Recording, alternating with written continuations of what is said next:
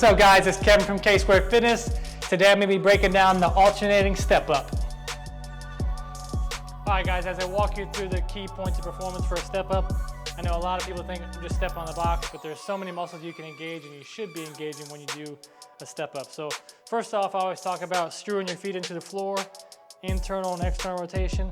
This position is a strong position of your hip. It locks your hip into place.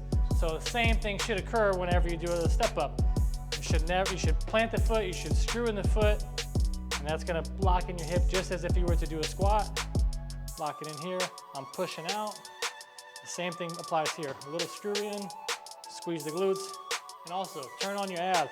Always have your ribs locked down, so ribs are down, squeeze the glute. A good little trick that I do is I just do a small rotation towards the knee that's up, and it kind of makes you push the knee out naturally.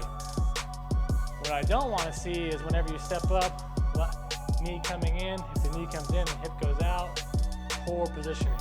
Push this guy out, squeeze your glutes at the top. That's the alternating step up. Get after it.